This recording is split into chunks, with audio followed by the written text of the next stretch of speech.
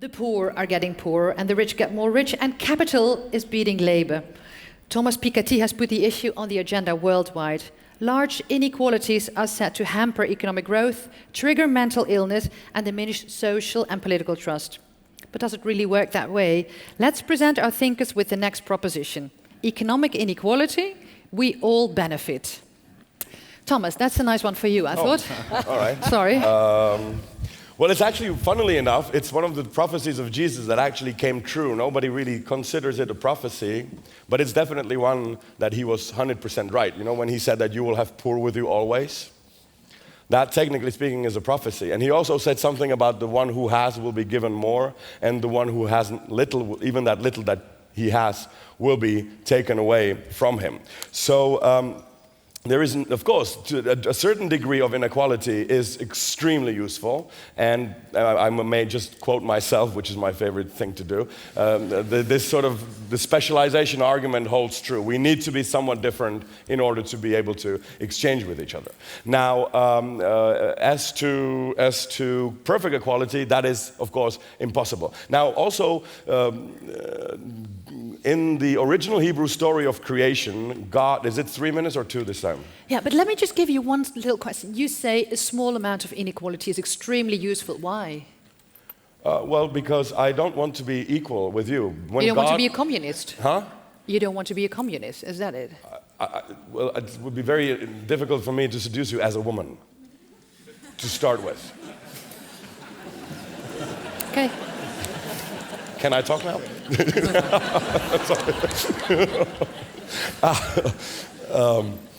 Yeah, of course. I mean, when God created, there's this story about Lilith. Before God created Adam and Eve, there's a Hebrew story when God created Adam and Lilith, and they were equal. And after a couple of days, Lilith escapes the garden. You know why? Because she couldn't stand that Adam lay on her. End of quote. She simply didn't enjoy the man above position. This is a very old text, so I will stick to the sexist nature of it, but just because I'm quoting.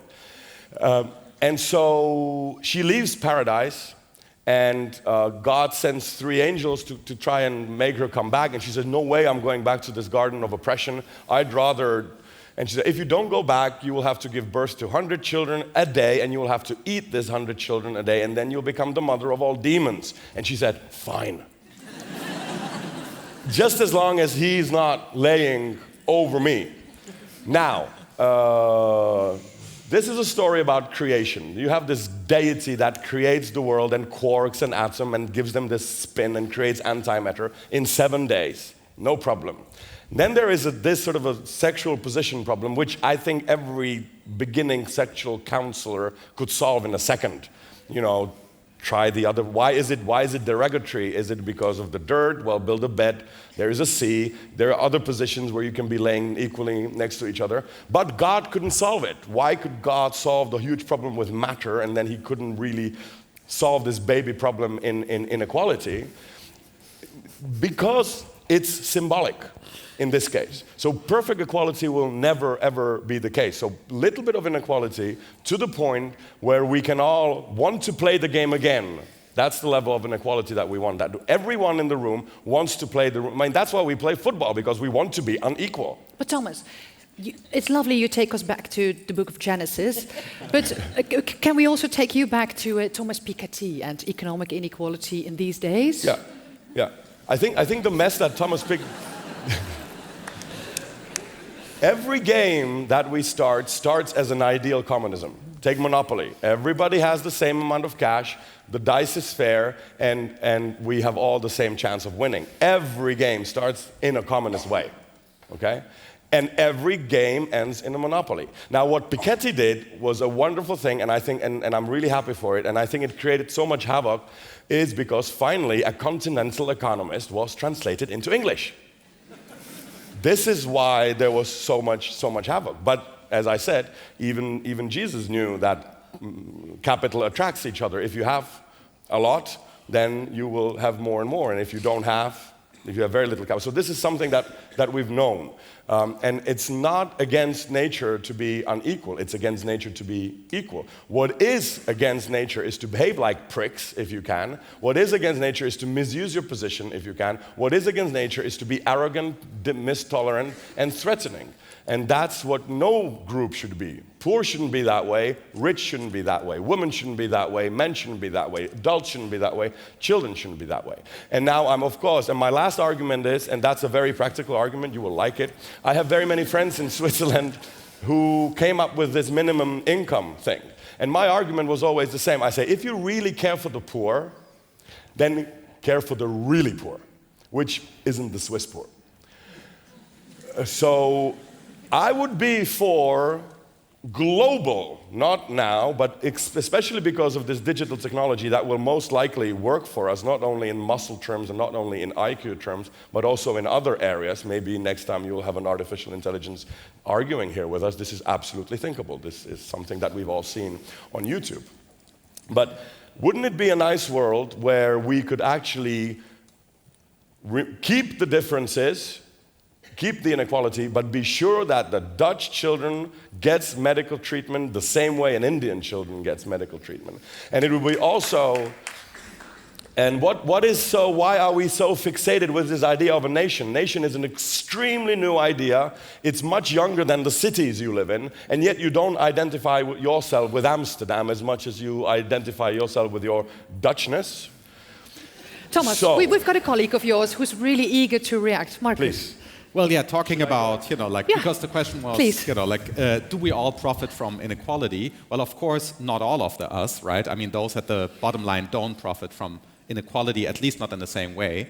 I just spent a week, I just flew in basically last week from Rio de Janeiro, which is one of my favorite cities in many ways. But if you want to see inequality, that's a wonderful place to go, because you have the city with 12 million people. At least 80% live in neighborhoods in which no European lives and would ever want to live these days. So that's perfectly unacceptable. And there you have, of course, an extreme version of an unequal society, which for me, it's impossible to describe such a situation without seeing immediately that Marcus, there are degrees of inequality which are abominable. Yeah, that's clear, but how will you define the tipping point, where a fair amount of inequality becomes, unacceptable inequality? Well, I think the unacceptability has something to do, is a feature of a form of class society. So depending on, the differentiation of society into different classes, I think this is where the problems start. I mean, that was the French Revolution idea of equality. Find a way to get rid of a structuring of society in terms of classes. So there I'm a pretty old-fashioned 19th century Marxist, if you like. I think the problem is the structure of society in terms of classes and not just the division of goods. There are many goods I didn't want to have. So it's not like I'm suffering in any way from not having diamonds, right? Or the kinds of diamonds that some people have. So I don't think that, justice means just distribution of goods. Yeah. Okay, Susan. Yeah, I want to refer to two different philosophers on this problem. One is the wonderful Jean-Jacques Rousseau, who actually argued that rich people suffer also from inequality. And he talks about the amount of fear in their lives. Of losing it. Closing off. Once you have things, you have to protect it. You put yourself behind bars. And it's a very moving discussion of what you lose in a society, what even the rich people lose. We know what the poor people lose. What rich people lose in a society where there are these grotesque inequalities. And as for your question, what's the point of inequality? What's the point at which it's acceptable? There I have to refer to my own teacher, John Rawls, who said if there are inequalities in a society, they should benefit the least well off. And I think what's important to remember, and although I was his student, I didn't actually work that much on his own stuff until after he died. Then I started appreciating it more. Happens that way. The idea that most of what makes us up is not deserved, it's contingent. So it's not just whether you were born into a wealthy family, it's also whether you have a certain amount of intelligence, whether you can sing well, what you look like. all of these are gifts that we didn't work for and don't deserve. Thomas, to decide what is like a fair amount of inequality, would we then need John Rawls' veil of ignorance? My friends, I thought the debate here is about inequality, not about poverty. We are mixing the two terms. I mean, everybody is, of course, against poverty. I mean, we don't have to have a well, the one is discourse about often that. the consequence of the other. No. Imagine a rich society, such as yours or mine, where we also have inequalities. This is not a problem. I mean, we could also have a poor society, and if everybody is equally poor, then that would be also an egalitarian society. And this is clearly also something that we don't want. What differences in income make it striking, make the richness more striking than the poverty. But if I took any one of you and I positioned you here, the difference would be extremely striking as well. So my critique was solely based on the idea of inequality, and we need inequality. What we don't need is poverty. Good. We've got to leave it at that. Sorry.